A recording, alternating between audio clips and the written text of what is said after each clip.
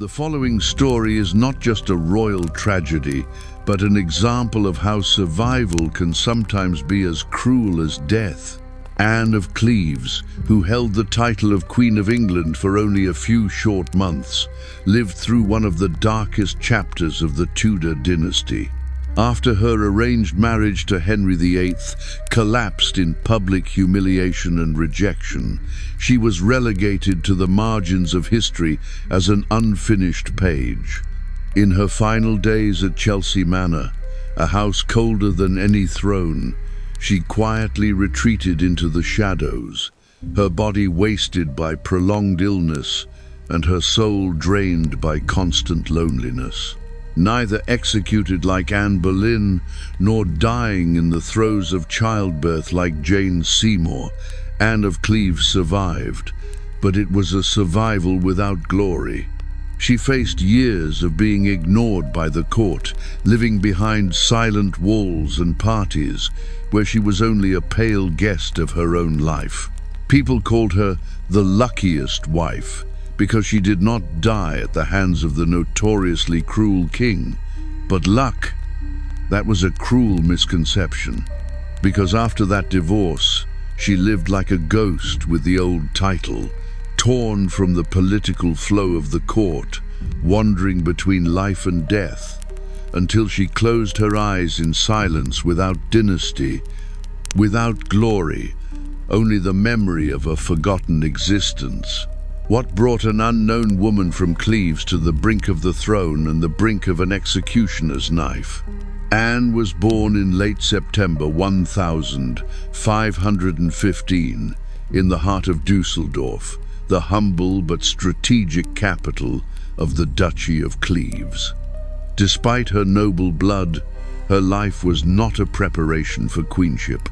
Her father, the strict reformer John III, chose to raise his daughter in a strictly conservative environment, in contrast to the vibrant queens like Catherine of Aragon and Anne Boleyn. Anne did not know how to dance, play an instrument, and the languages of European nobility such as Latin and English were foreign to her. Instead, she learned to manage her household and live a virtuous life, qualities that seemed inadequate in the face of the approaching political storm. After 3 scandalous marriages and the failure to produce a male heir, Henry VIII was forced to seek a new wife, this time for strategic reasons rather than love. As Catholic powers like France and the Holy Roman Empire tightened their grip, he turned to the Protestant states for allies. Thomas Cromwell, Henry's political right-hand man and architect of reform, targeted Anne as a pious, scandal-free princess and, most importantly, a living symbol of political alliance. For him, the marriage was not just a contract, but a declaration. Can a portrait spark a marriage or precipitate a tragedy? When Henry VIII needed a new wife after the death of Jane Seymour, he trusted the brush of the brilliant court painter Hans Holbein to choose the right one through painting. Holbein was sent to Cleves to sketch a portrait of Anne, the sister of the Duke of Cleves. The painting was so perfect that Henry was captivated. Her calm face, dignified beauty and sensual eyes seemed to whisper a royal invitation. However, when Anne arrived in England at the end of 1539, Henry was immediately turned cold. The woman in real life was not like the painting. Her body language was stiff, her appearance was soulless to him. Although there were rumors that she was not ugly, the king, who was known for his frivolity and his demand for perfection, was angry. He even tried a romantic surprise. He disguised himself as a stranger and suddenly appeared before Anne in Rochester. But Anne's indifferent reaction deeply offended him. From then on, he secretly called her the Flanders horse, an insulting nickname that was hard to deny. Despite this indifference, The wedding took place on the 6th of January, 1540.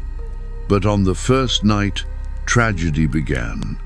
Henry declared that he could not fulfill his conjugal duties, citing her lack of sexual desire and experience. It is said that he told his physicians that he could not touch her, even though she did not resist. Whatever the truth behind his statement, the consequences were swift. 6 months later, the marriage was annulled. Anne, remembering the death of Anne Boleyn, knew that resistance meant danger. She wisely agreed, citing her previous engagement and the lack of consummation. In return, she was generously rewarded. Estates, mansions, including the castle that had belonged to the woman who had been beheaded before her, and the title of respected sister of the king. To escape death from the Tudor court was not to survive. Sometimes a fate worse than death was to be banished to silence. It all began with a portrait, not a harmless frame, but an invitation to fate. Hans Holbein the Younger, the famous painter of the court of King Henry VIII, was sent to Cleves to capture the image of Anne, the woman chosen for a strategic marriage. In the painting, Anne appeared with a gentle beauty, elegant face and gentle expression. But that very gentleness depicted hid a much colder future. For many contemporaries and even later generations, Anne's escape from a failed marriage without being executed like her 2 previous wives was a victory. She kept her title, her property, and avoided the guillotine. But was it really a victory, or just another sentence that was bloodless but lasted a lifetime? After the marriage was annulled, Anne became a stranger in the English court, without family, without children, without status. She had no power, nor any familiar arms around her. The last German servants who symbolized her homeland were forced to leave. Henry VIII quickly remarried to Catherine Howard, a charming and lively young woman who was almost the complete opposite of Anne. She had to watch from the sidelines, sadly, as the position of queen was given to someone else, a role she had only briefly played. Although Anne's relationship with the king remained friendly, it was no longer warm. Occasionally, she was invited to royal parties, exchanged gifts, and kept in touch with Henry's daughter, Princess Mary. But it was all just a social drama. She was not allowed to leave England, nor was she allowed to choose a different life, a new marriage. Return to her homeland. Power, even more so. As time passed, Anne did not die in violence, but in oblivion. She faded away like a shadow behind the stage, living in the light of the court, but never belonging to it. How could someone who had worn the crown of queen die quietly, without fanfare, as if she had never existed? That was the quiet tragedy of Anne of Cleves, Henry VIII's 4th wife, and one of the most forgotten figures of the Tudor dynasty. During the reign of Edward VI, a Protestant monarch, Anne was largely ignored. Under Mary I, a staunch Catholic, she reappeared, hoping to stir up sympathy through her relationship with Mary's mother, Catherine of Aragon. But her deep-rooted religious roots made her difficult to trust. Once again, she was pushed from the center of power. By the late 1550s, Anne's health was deteriorating. Contemporary accounts describe her as suffering from chest pains that could have been linked to tuberculosis or cancer, although the medical profession could not yet be sure. She coughed constantly, her body rapidly weakened, and she was almost exhausted. Anne lived in seclusion at Chelsea Old Manor, where she endured the ravages of illness in solitude. Her servants noticed the gloom that always clung to her, but she never complained. Just like when she was rejected from the throne, she just endured it silently. On the 16th of July, 1557, Anne died at the age of 41, too young to face the end. The official cause was natural death, but the loneliness of her final moments was uncanny. No family, no relatives, no solemn funeral, no memorial service for a former queen.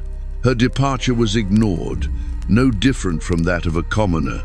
However, strangely enough, she was buried in Westminster Abbey, an honor that very few women who were no longer queen enjoyed. But Anne's grave is tucked away in a side chapel, away from the royal mausoleums. Her resting place bears the same silence as the life she led, which was celebrated but unsung. Anne of Cleves did not die by the knife, but she was crushed by a world to which she never truly belonged. Her story is not one of great tragedy, but of a lingering moan, a slow disappearance from the stage of power. Yet that is what makes her special. While Henry VIII's other wives died in agony, Anne outlived them all. And in her survival, she inculcated a dark lesson. Sometimes survival is not a blessing, but a form of punishment. What do you think of Anne of Cleves' end? A lucky escape, or a forgotten one in her own triumph? After Anne of Cleves' marriage to Henry VIII was annulled in July 1540, she found herself at a crossroads. One wrong decision could have led her from the throne to disgrace or even death. However, Anne chose the wisest course possible under the circumstances. She accepted the king's will without resistance. This was perhaps the most important strategic move of her life. Thanks to her calculated submission, she not only saved her life but also secured a generous settlement, enough to live the rest of her life in relative comfort. However, Anne's comfortable life was only comfortable on paper. Although she was given the title King's Beloved Sister, the title was purely symbolic and carried no real power. She lived in a gilded cage of luxury but isolation, safe but not free, respected but deprived of political influence. After the annulment, Anne moved between Henry's estates, such as Richmond Palace, Hever Castle, and Bletchingley, receiving an annual allowance of up to £3,000, a huge sum at the time. But her fate remained entirely at the whim of the king. Without any lasting legal security, Anne lived in a state of constant vulnerability. If Henry changed his mind, she could lose everything. Anne survived not simply by luck or obedience, but by the shrewdness and resilience of a woman who knew the rules of the game at a court where wives could be abandoned, humiliated, even beheaded overnight. She weathered the fall from grace with dignity, weathering the storm unbroken. But the price of that survival was a long period of isolation, a quiet removal from the stage of history. When Henry's fifth wife, Catherine Howard, rose to favor, Anne was not only replaced, but replaced by a woman almost half her age. Catherine was everything Anne lacked by the English standards: youthful, flirtatious, and native. Rumors began to circulate that Anne still harbored hopes of being restored to her position as queen. Rumors that may have stemmed from court jealousy or the fantasies of Catherine's supporters. Whether true or not, these whispers further alienated Henry. Anne was pushed to the fringes of the Tudor court, present but invisible, acknowledged but no longer needed. She lived as a shadow with a name but no voice, a name but no power. When Catherine Howard was executed in 1542, some thought Henry would consider reuniting with Anne. She remained single, remained politically moderate, and never openly opposed him. But Henry never returned. His wounded pride would not allow him to admit his earlier failure. Instead, he married Catherine Parr, his sixth wife, who was a confident and religious ally rather than a passionate lover. After Henry's final marriage, Anne faded into obscurity. She was allowed to live in England, but was not given any significant political or diplomatic role. She managed her estates, engaged in minor charitable activities, and was more a personal affair than a royal one. Occasionally, she was invited to coronations or grand events, such as the accession of Edward VI, but each appearance was brief, framed by a glamorous appearance, polite smiles, and polite distance. Behind that beauty was a bitter understanding. The king's favor could vanish with a frown. When Henry died in 1547, his will made no mention of Anne, beyond continuing to provide her with an allowance. She had no legal or social standing in the royal family, but she hoped that under Edward, a Protestant king might find a new role. But there was no place for her at court. Reformed officials regarded Anne as a relic of no value, a failed diplomatic alliance.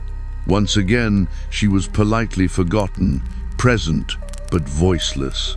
It was not until Mary I ascended the throne in 1553 that a glimmer of hope emerged. Mary, a devout Catholic and daughter of Catherine of Aragon, remembered Anne's kindness to her. But religion and politics again stood in the way of the fragile bond. Mary's court was too rigid, and Anne could not abandon her Protestant faith to fit in.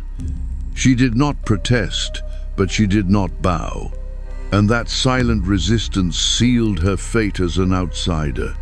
As she entered her 40s, Anne began to decline. Tudor records mention exhaustion, coughing, and persistent chest pains as signs of tuberculosis or other then incurable cancers. In her final years, she lived in near seclusion at Chelsea Old Manor, the quiet estate that had once belonged to Catherine Parr. There, surrounded by a few loyal servants, she prepared for her imminent departure. In 1557, she revised her will, leaving some money and goods to her servants and the poor. A final act of charity from a woman who had lived quietly but with an open heart. On the 16th of July 1557, Anne died at the age of 41. Unlike the dramatic deaths of her other wives, there was no death sentence, no pulpit, no trial. She passed away quietly, without fuss, without great ceremony.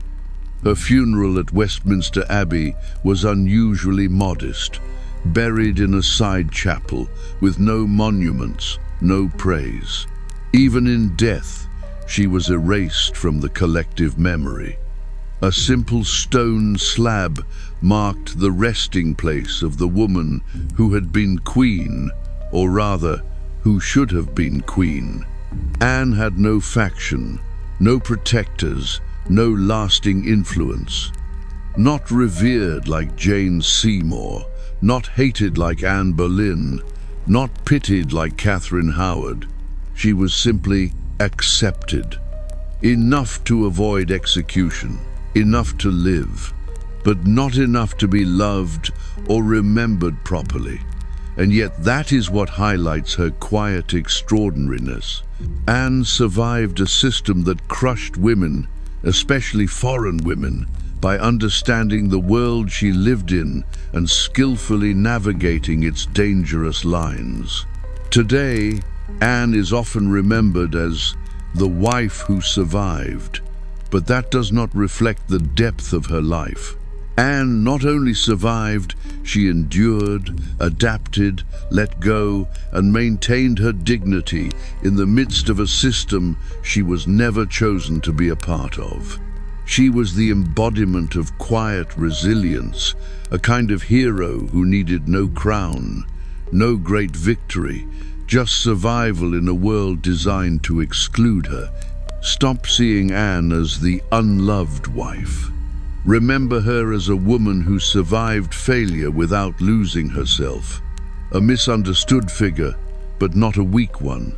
She deserves to be remembered not as a footnote in the chronicles of Henry VIII, but as a protagonist in the story of surviving politics, power, and isolation, with her head held high and her heart unbroken. Anne's will, completed in June 1557, offers a poignant and moving glimpse into her final thoughts. Not the grand legacy typically associated with queens, but rather modest and humane gifts of money and personal effects to loyal servants. It was not a matter of duty, but of gratitude. She did not forget those who had been by her side in her quietest years, especially the women who had served her from the day she first set foot in an England that never fully welcomed her. One of the most prominent wishes in her will was to be buried in Westminster Abbey, not out of vanity, but out of a desire to rest in holy ground, as a final reminder that she had been a royal, however briefly. But even that was only half fulfilled. Anne was buried at Westminster, yes, but not in a place of honor among the great men of the court.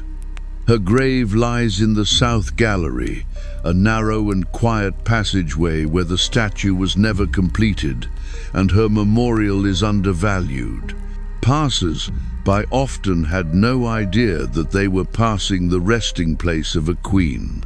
It was perhaps the final humiliation of Anne's life to be ignored, acknowledged in name but denied in substance. History has treated her not with justice but with indifference. Her story has been reduced to a series of repetitions. Henry did not like her.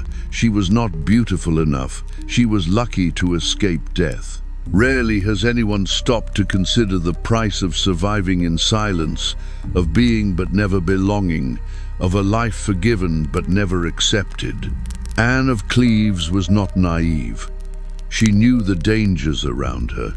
Every day she stayed in England was a day on the edge. The man who had declared her unattractive had ordered the execution of 2 of her wives. Anne knew that one outburst, one wrong move, one moment of weakness could lead to her execution. So she kept quiet. She became a ghost in the Tudor court, a former queen without a throne, without power, without a voice. In her rare public appearances, such as at the coronation of Mary I, or in the early years of Elizabeth's reign, Anne was a proper presence, neatly dressed, calm, and standing back. Never in the spotlight, she remained an unwanted memory, a failed marriage, a diplomatic blunder for which Henry had never forgiven himself. Anne's death was not a tragedy in the bloody, dramatic way that Anne Boleyn or Catherine Howard had been. Instead, it was painful in a different way, because it happened in silence and because she was erased from historical memory long before she died. What remains are rotting records in the archives, a faded slab in Westminster, and a portrait that some suspect is more embellished than truthful. Perhaps it is time to rewrite that story, not to celebrate Anne as a martyr, but to understand that her life was a symbol of a less recognized form of strength, the ability to endure. Anne of Cleves was not a pawn to be pushed around. She was a survivor, a stranger caught up in the most dangerous maelstrom of European politics, who endured humiliation and betrayal and still retained her dignity. She chose to live, and live longer than any of Henry's other wives. We should stop asking why Henry did not love Anne, and start asking why history does not love her. Is she being unfairly overshadowed by today's popular culture?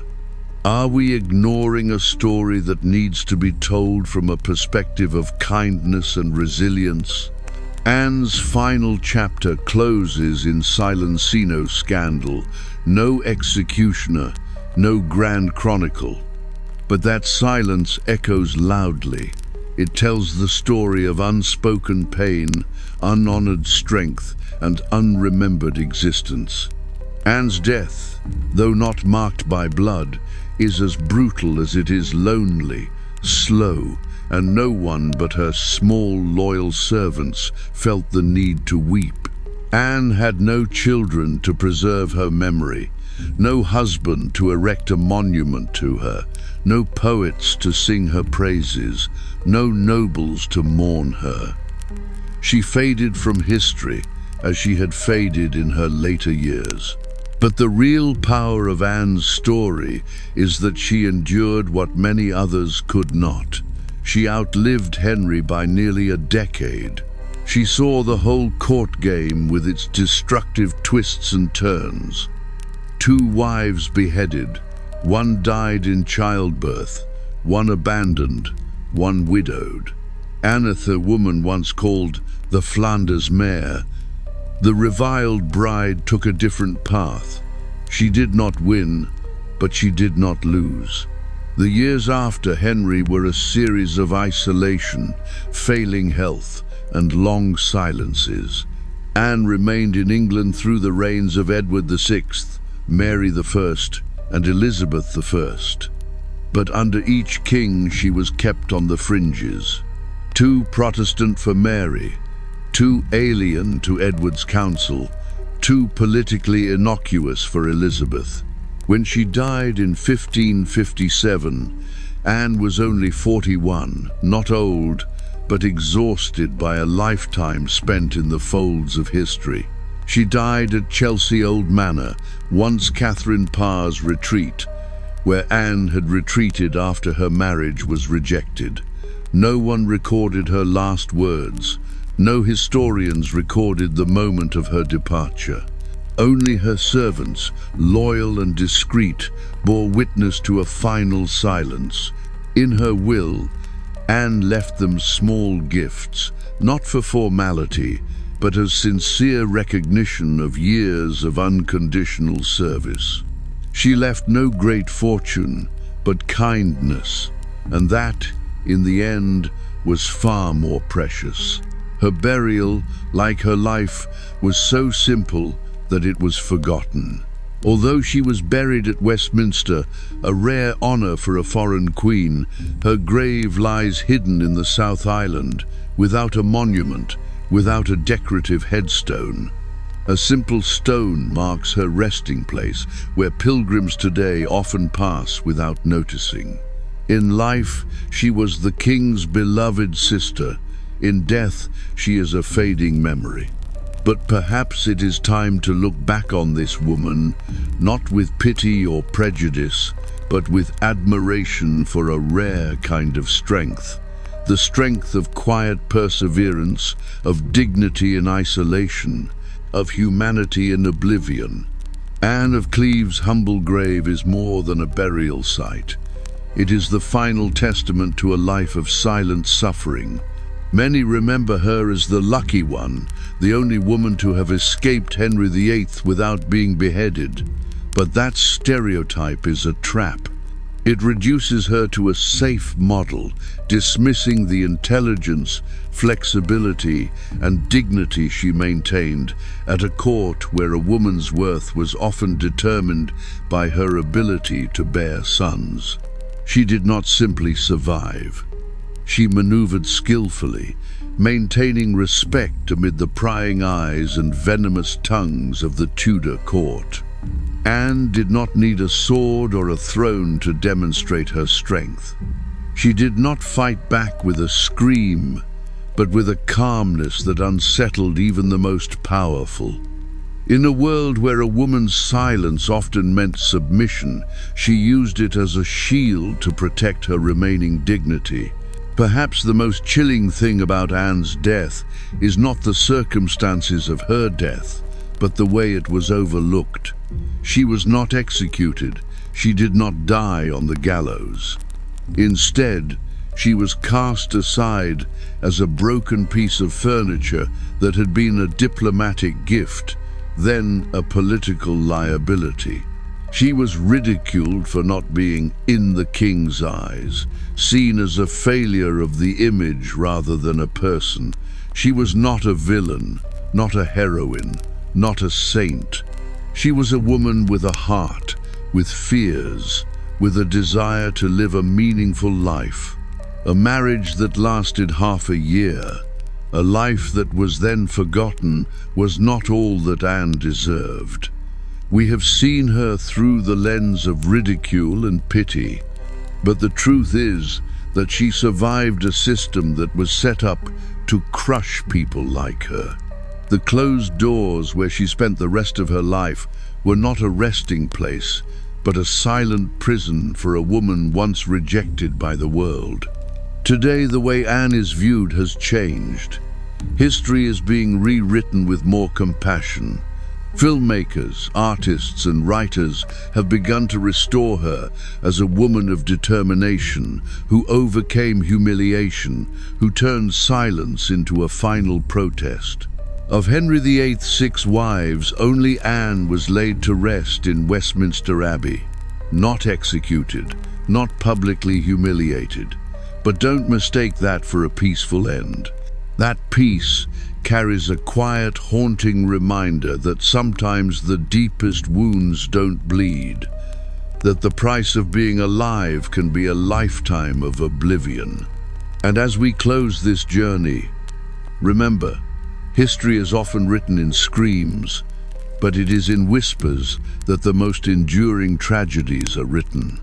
Anne of Cleves did not rebel, she did not fight, she did not seize power, but she stood her ground. And that is the essence of resilience. Is survival a triumph, or just another form of tragedy? Anne of Cleves, the forgotten wife of Henry VIII, did not die on the scaffold, did not burn in the sacred fire, nor did she become a crushed political pawn. But would a slow and quiet death be any less brutal? Abandoned, marginalized, erased from power, Anne did not win love, nor did she keep the throne. Yet she did what few women of her time could. She survived and lived with dignity. Not every queen needs a crown to be remembered. Not every death echoes in the history books, but that does not make it any less tragic. Anne is a testament to the souls once buried under the dust of time, now being rediscovered piece by piece, each forgotten sob. Have you ever wondered how many stories like Anne's are buried deep underground, just waiting for someone like you to listen?